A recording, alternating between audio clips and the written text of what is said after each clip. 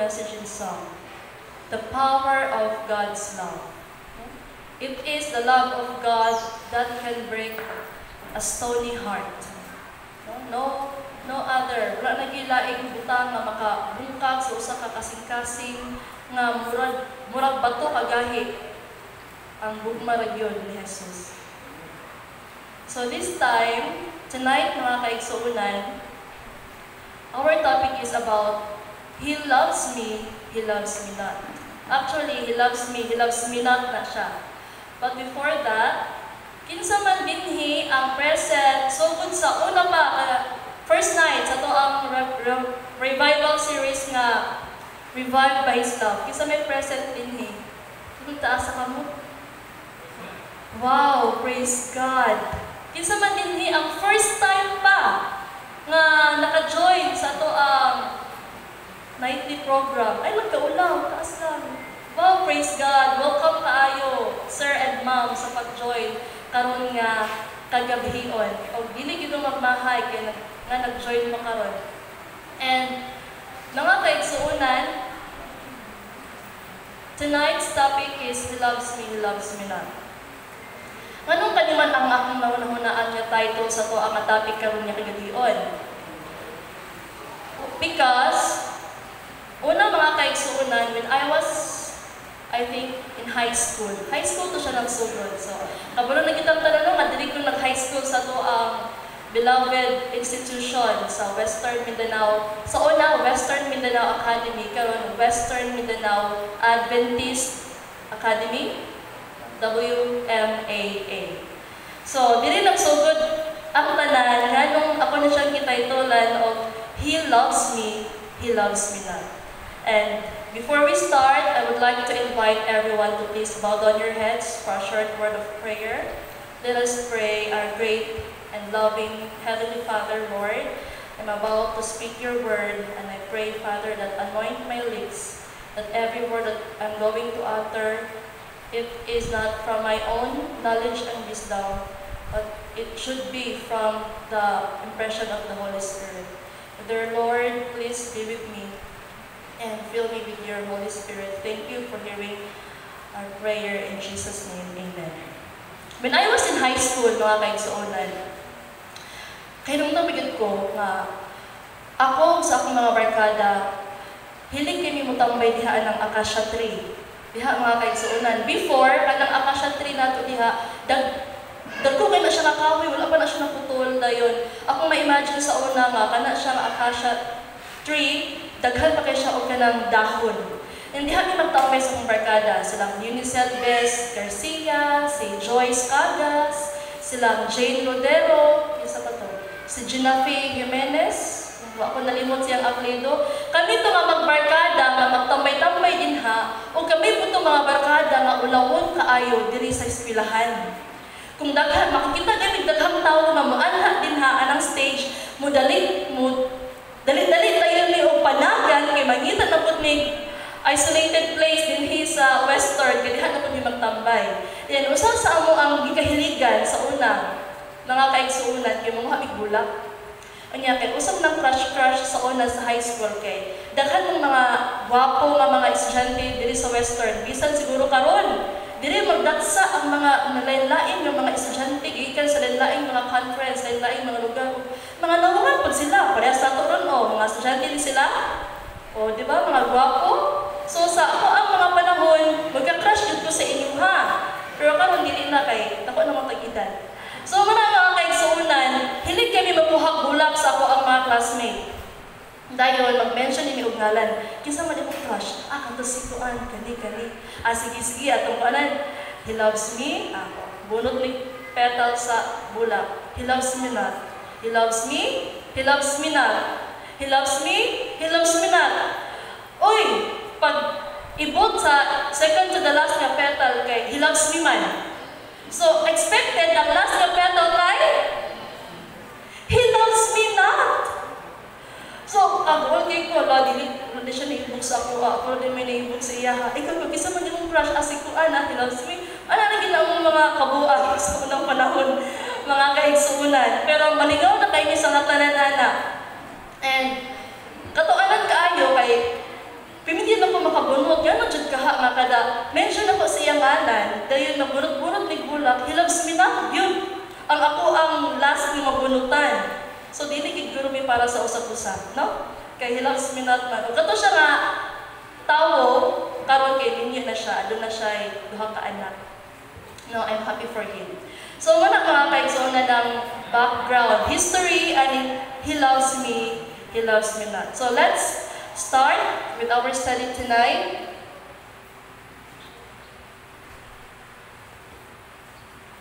Okay. I think nanginahanglan ko tabang ani ato ang clicker.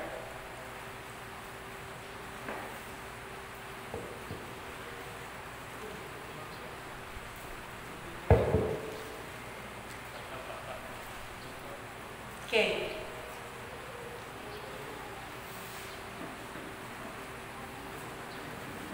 So, let's continue. Okay, so padayon na mga kaigsunan. Tonight, we will going to study the very character of our God. Usahay makapunta natin sa Ginoo, Lord, do you love me? Or do you love me not? No? So, mga kaigsunan, we all know that our God is love. Yes, everything God will do is an expression of love. Yes, everything in the heart of God is love. Love comes from God, and He is the source of love. Without Him, without God, there is no love. This verse simply tells us, mga kaigsuunan, that the very nature of our God is love. The nature of our God is gugma, mga kaigsuunan. 1 John 4 verse 8, He that loveth not knoweth not God, for God is love. So let's... Okay, so, unsa man na siya nga klase nga gugma? Ang gugma nga naa sa Ginoo. No? Gayon ang Strong Hebrew and Greek Dictionary, kani siya nga love is what we call agape.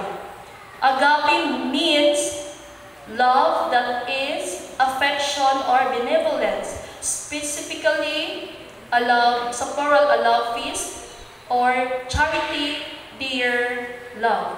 Kaya siya ng klase nga gugma, mga kaigsuunan, mauna siya ang gugma nga perfect. This is the kind of love nga gikan dito sa langit.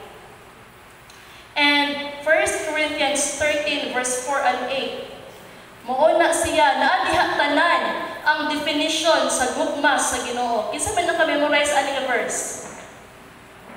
1 Corinthians 4 and 8. Ang ako ara gina-memorize ani kay love is suffereth long, love is kind. Pero dili ko memorize tanan. Pero I really love this verse, no? The same word that was used in describing God is love.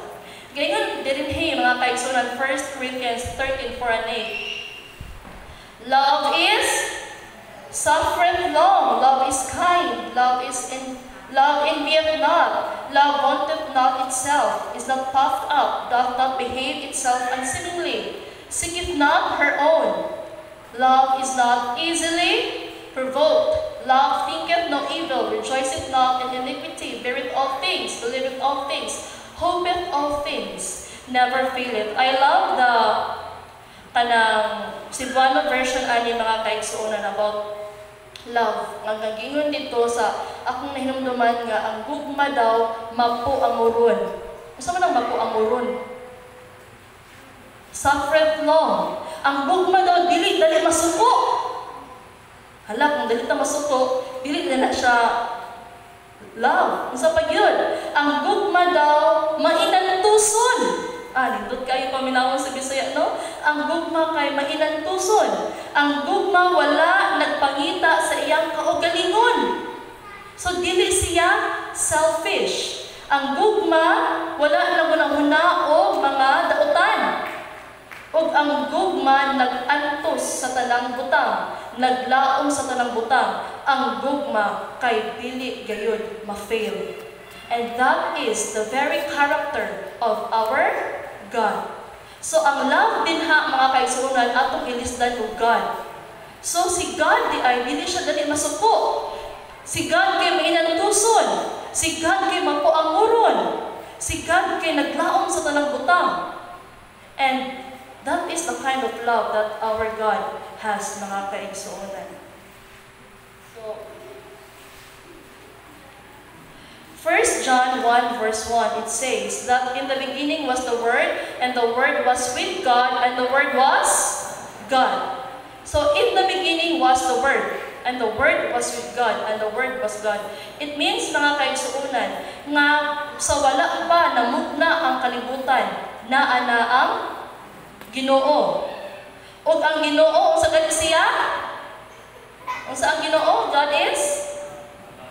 So, sa wala pa namugna ang kalibutan, ang gugma sa Dios, ana-ana.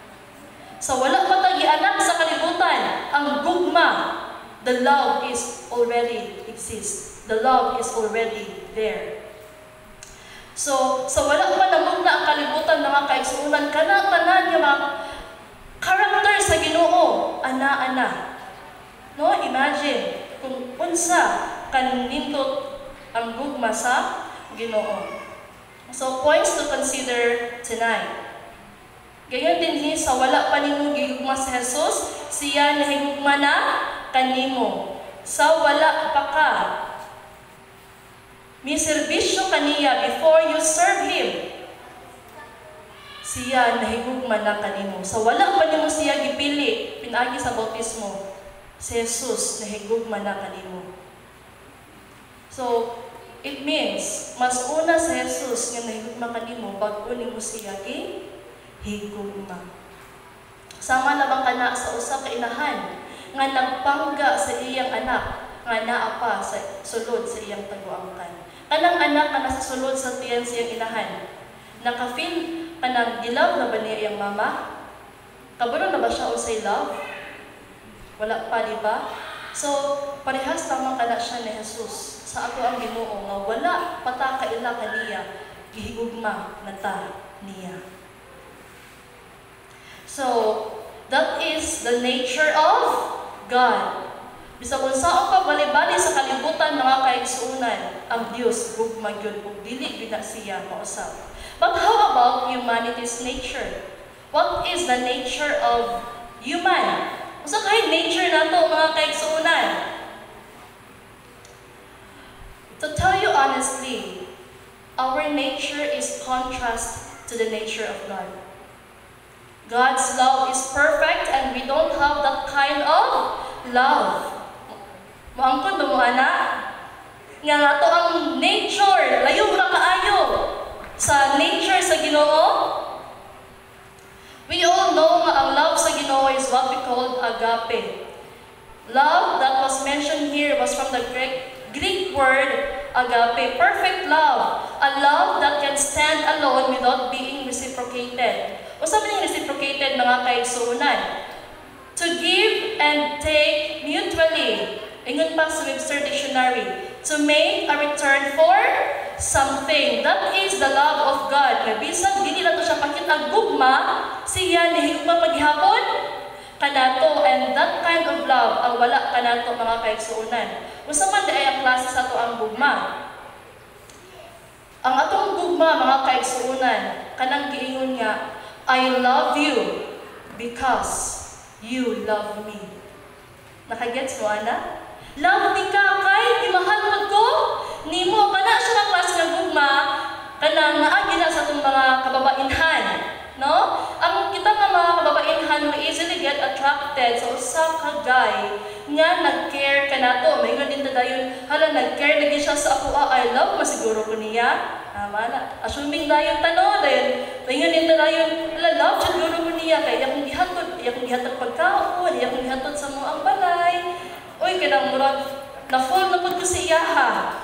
Oy, ana, so ang gugma nato, mga kaigsuonan, dili na to malabaw sa katawo unless ko love pud ta nila. Sa friendship, mga kaigsuonan, we love to hang with people who loves us, right?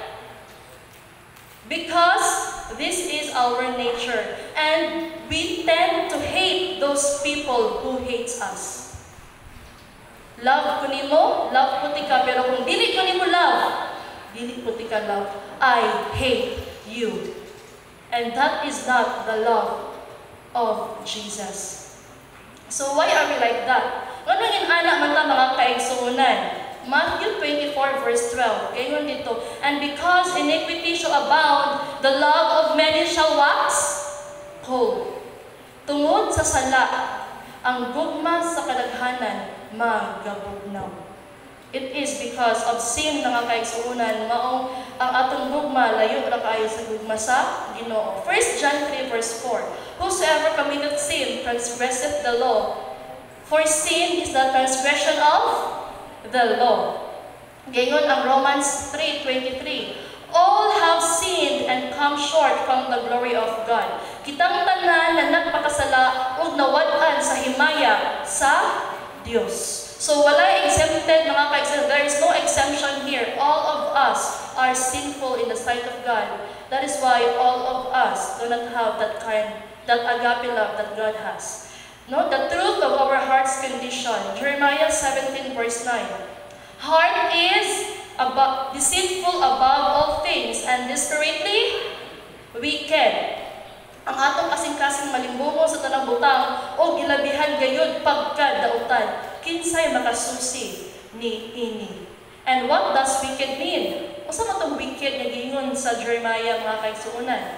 Ang wicked dito is from the word nash. Kana siya, it means incurable, sick, woeful. So ang atong kasing-kasing kini siya masakiton. We talked last night about the venom nga naa sa atong kasing-kasing. That is the sin. That is the venom that comes from Satan, no? And giingon ani nga verse nga without Christ ang atong kasing-kasing kay puno sa kasakit. Isaiah 64 verse 6, but we are all as unclean thing, and all our righteousness are as filthy rags. Ang atong maayo mga buhat mga kaigsuonan, this is just a filthy rags in the sight of God. Thoughts from the Mount of Blessings, page 21, paragraph 3, nagaingon, the heart of man is by nature cold and dark and unloving. Without the love of God, that is the very condition of our hearts. The spirit of Pharisaism is the spirit of human nature. Dito sa maning nga Pharisaism mga kaigsuonan, maodo na siya ang espiritu sa tao, sa kanato. Unsa man na siya nga word? Gayon ang Merriam-Webster Dictionary. Pharisaism, the notions, doctrines, and conduct of the Pharisees as a sect. Rigid observance of external forms of religion without genuine piety, hypocrisy in religion. Kani mga Pariseo sa unang panahon, they are very strict in outward tradition, outward ceremonies, and they thought themselves holier than the others. So, kani sila mga kaigsuonan, ilahi ilang mga kaugalingon, ingon sila nga, maglahi ni, dili ni magiguman sa mga Hudyo, kay kana sila makasasala na sila, kami balaan ni, so dili ni dapit, no? So they consider themselves as more righteous than others. They tend to compare themselves towards other people, and that leads them to hypocrisy. So, ang spirit daw sa human nature kay pareha sa espiritu sa mga Pariseo. When nagbasa ko ani mga kaigsuonan, murag gikumot ako ang lughan nga kaayon jud ko. La Lord, mo din ni ang human nature, Lord, mo din ni ang akong kasing-kasing, Lord. How come nga inani ko, Lord? Ipakita nako anong inani ang nature sa akong kasing-kasing. Ngano usa ko ka hypocrisy, Lord? Why? I keep on asking God, ngano? And the Lord opened my eyes. Kung nakita gila ko, tinuod gid ka Lord, inani gid ay ko. So let's continue. Spiritual Gifts, Volume 1, page 22, paragraph 2. Ganyan din ni sorrow-filled heaven, as it was realized that man was lost. And the world that God created was to be filled with mortals doomed to misery, sickness, and death. And there was no way of escape for the offender. The whole family of Adam must die. Because of sin, the whole family of Adam must die. Steps to Christ 18, paragraph 1. It is impossible for us of ourselves to escape from the pit of sin in which we are sunken. Our hearts are evil and we cannot change them. Bisag unsaon nato sa atong pagpaningkamot, we do not have the power to change the spiritual condition of our hearts. Without the power of God, bisag unsaon nato pagpaningkamot mga kaigsuonan, wala tay gahom sa pag-usab sa atong kasing-kasing. And humanity's nature is to hurt God. Gayon dinhi sa Hebrews 6 verse 6. Seeing they crucified to themselves the Son of God afresh and put Him to an open shame. Masama ni siya, kasi buot pasabot ani mga kaigsuonan. Because of our sin, we crucified Jesus again and again on the cross. Imagine mga kaigsuonan, the moment that we commit sin against God, kita mismo ang naggunit sa martilyo, kita mismo ang nagdugtog sa martilyo sa kamot ni Jesus. Aron si Jesus mamatay balik again and again on the cross to forgive us from all our sins. Inana kasakit para kang Jesus mga kaigsuonan kung kita maghimog sala against Him. Gayon sa Luke 6 verse 25.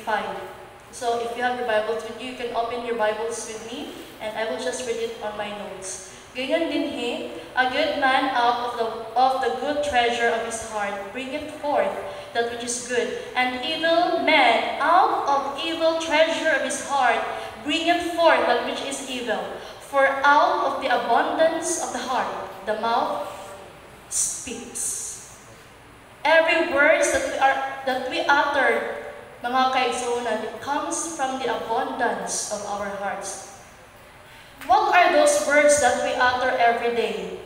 Unsa man ang mga choice of words nga atong gina-mention, atong ginastorya kada adlaw, mga batanon, mga estudyante?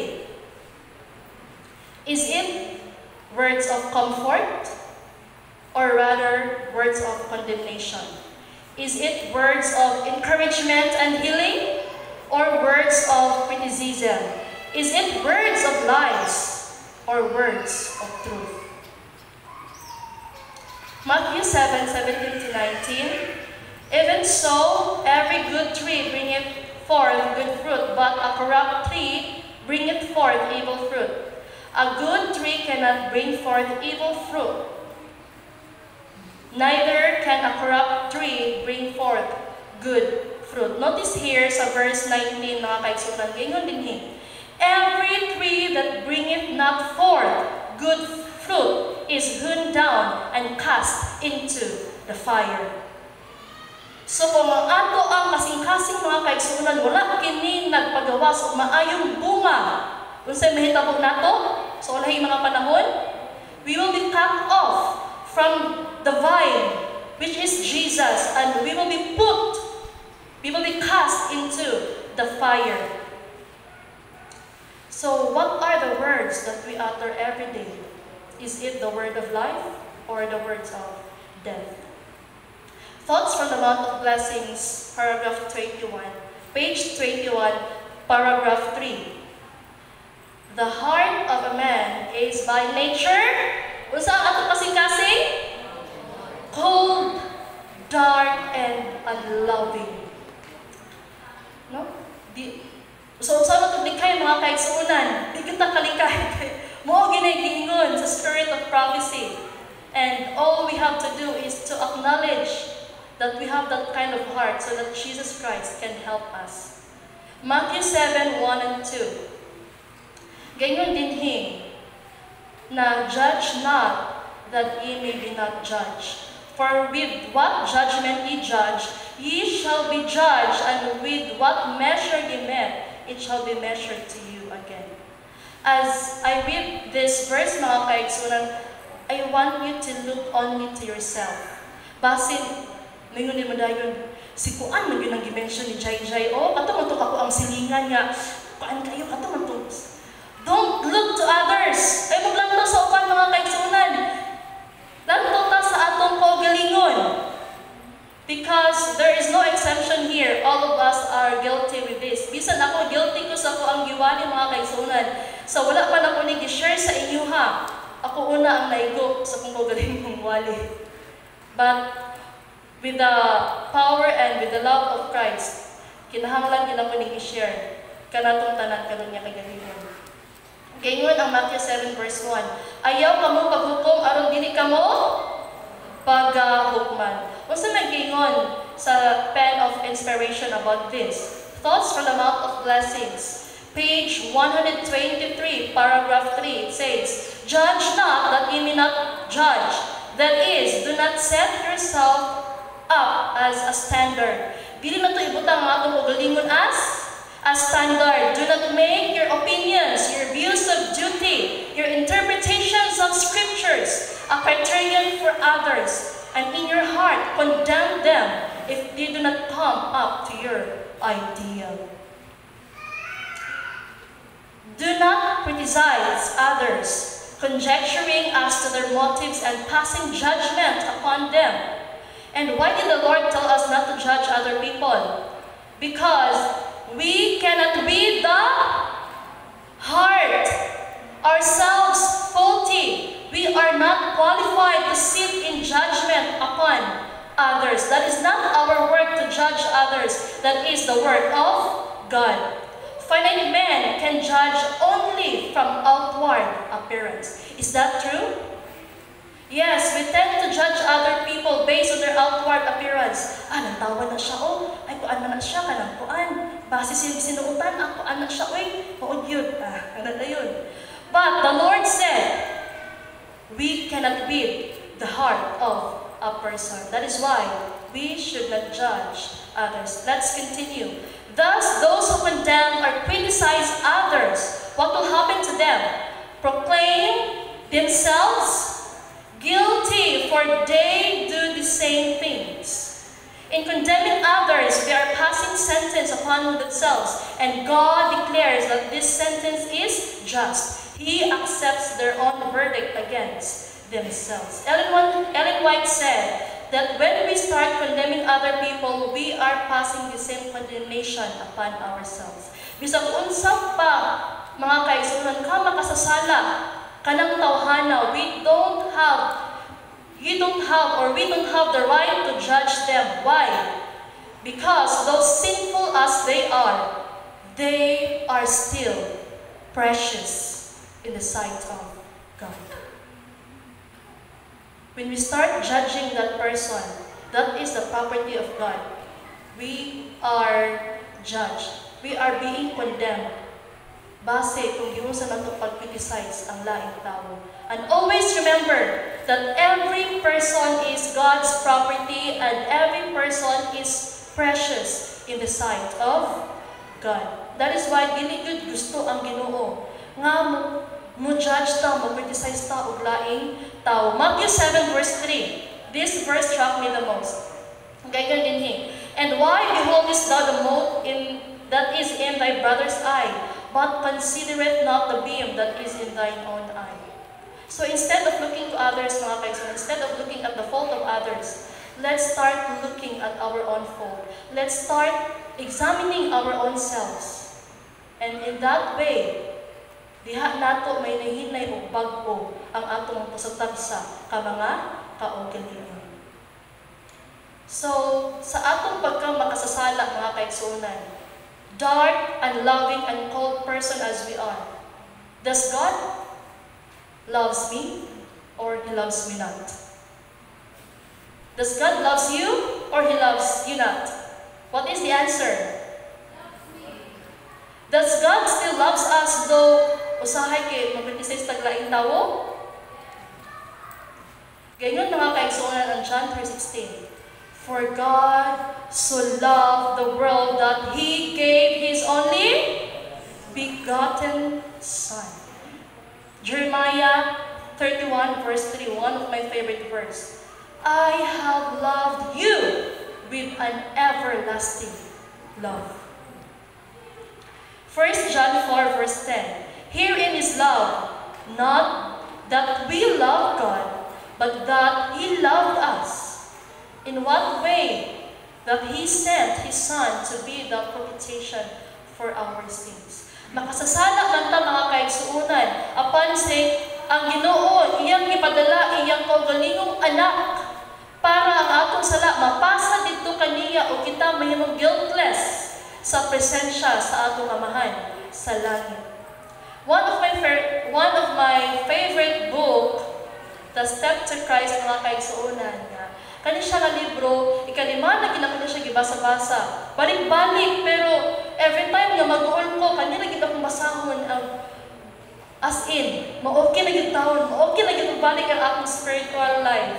So I would encourage you, sa wala pa nakabasa ng Steps to Christ, start reading this book. And this book will lead you to a closer step to Jesus. Kani nga libro mga kaigsuonan, kung gusto mo nga mahimong sa Ginoo, start reading this book and you will find yourself falling in love with Jesus. Gayon din the heart of God yearns over His earthly children with a love stronger than death. Gugmang nga mas dako pa kaysa sa kamatayon. In giving up His Son, He poured out to us all heaven in one gift, the Savior's life and death and intercession, the ministry of angels, the pleading of the Spirit, the Father working above and through it all, the unceasing interest of heavenly beings, all are enlisted in behalf of man's redemption. Grabe mga kaigsuonan, tibuok langit, nag-engage, nag-involve silang tanan sa buluhaton, sa redemption of humanity. Jesus did not suppress one word of truth, but He uttered it always in love. He exercised the greatest task and thoughtful, kind attention in His intercourse with the people. He denounced hypocrisy, unbelief, and iniquity, but tears were in His voice as He uttered His scathing rebukes. So maghilag si Jesus mga kaigsuonan, samtang iyang i-rebuke ang iyang mga disipulo sa unang panahon. Grabe ang uma ni Jesus, maghilag sa takapil. He wept over Jerusalem, the city He loved. He refused to receive Him, which refused to receive Him, the way, the truth, and the life. They had rejected Him, the Savior, but He regarded them with pitying tenderness. Bisag isalikway na siya siya mga katawhan sa unang panahon, mga kaigsuonan, apan ang kaluoy sa Ginoo nagpabiling paghihapon. His life was one of self-denial and thoughtful care for others. Let's read it all together, the last sentence. Every soul was precious in His eyes. And you are one of them, mga minahal kong mga kaigsuonan. While He ever bore Himself with divine dignity, He bowed with the tenderest regard to every member of the family of God. In all men, He saw fallen souls, whom it was His mission to save. Wala niya gilanto ang mga tao nga makasasala, hopeless, but iyang gilanto ang tanang tao sa kalibutan as His mission filled. And His mission is to save all of them. Is that our mission, mga kaigsuonan? Is that our mission? Instead of criticizing our brothers and sisters, is that our mission to reach them out, to share Jesus to them aron sila maluwas? I hope, mga kaigsuonan, mausap na ang mission nato sa atong kinabuhi. God so loved the world that He gave His only begotten Son. He gave Him not only to live among men, to bear their sins and die their sacrifice. He gave Him to the fallen race. Kung nakaihatag sa usa ka tawo, bawihon ta ba nimo ni dili? Pwede ba nga ako nang ihatag? Ay, joke lang ba yun? Dahil ako. Pwede ba na? Dili, mga kaigsunan, once na kaihatag sa usa ka tawo, it means imo nang ihatag kay ganahan ka sa iyaha lisod. Muhatag og usa ka butanga, dear kayo sa imuha. Kung wala ko ka higugmaan ang tawhana. I remember before mga kaigsunan, speaking about hatag-hatag, kato ako ang kaigsauna, iya kong gitagaan og libro nga favorite kay ito niya. Nangutan ako, wala imo man ang ihatag sa kuha, nga dili kini man halos magunitan sa ubang mga batanon niya sa kuha, imo na noong ihatag, ingon din siya dayon niya, this is the expression of my love. Kung unsa ti ka gihigugma, bisong pag ang importante kayo sa kuha, mahatag na ko na sa imuha, kay gihigugma, tika. Ang ending mga kaigsuunan, kay wala na diyan. So, mga kaigsuunan, Christ was to identify Himself with the interests and needs of humanity. Karon kay gihatag man sa atong amahan si Jesus, dili na niya pwede mabawi si Jesus gikan sa katawhan mga kaigsuonan. He who has one with God has linked himself with the children of men by ties that are never to be broken. Jesus is not ashamed to call them brethren. He is our sacrifice, our advocate, our brother, bearing our human form before the Father's throne, and through eternal ages, one with the race He has redeemed, the Son of Man. And all this, that man might be uplifted from the ruin and degradation of sin, that he might reflect the love of God and share the joy of holiness. Pila ka bang persona ang Godhead mga kaigsuonan? 3. God the Father, God the Son, and God the Holy Spirit. And one of them, mga kaigsuunan, is 100% God in human form. And who is that? That is Jesus. In heaven, mga kaigsuunan, ato makita si Jesus. Ato siyang mahalog. Kay tungod siya, usa ka, 100% human being. Atong makita mga kaigsuunan ang iyang mga samad sa likod.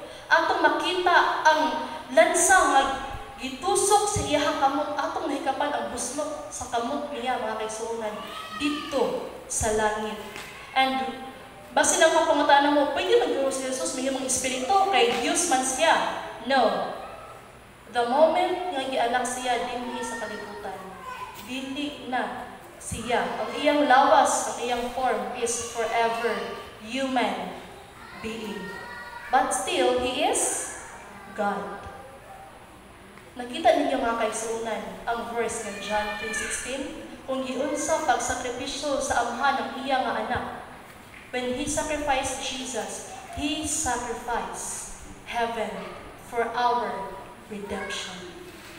Let's continue. Kapit na tamahuman, Revelation 3 verse 19. Kaya din He, as many as I love, I rebuke and chasten. Be zealous therefore and repent. Gihigugma pa ta sa Ginoo mga kaigsuunan. And because Jesus loves us, He will rebuke us. Iyatang bunalan mga kaigsuunan. Kung nagbuliyagon ta, bunalan ta sa Ginoo aron kita mobalik kaniya o mangayong pasaylo diha kaniya. Sama lamang kana sa usa ka ginikanan nga nahigugma sa iyahang anak. 1 John 4:19. We love Him because He first loved us. 1 John 14 and 15. If you love Jesus, keep His commandments. John 21:15. Before I end, Jesus asked Peter, kato siya, katong nag-deny ni Jesus. Ikapila ni gi-deny ni Peter si Jesus? 3 times, yes. And si Jesus, naunta na siya kong Pedro. Peter, lovest thou me more than this?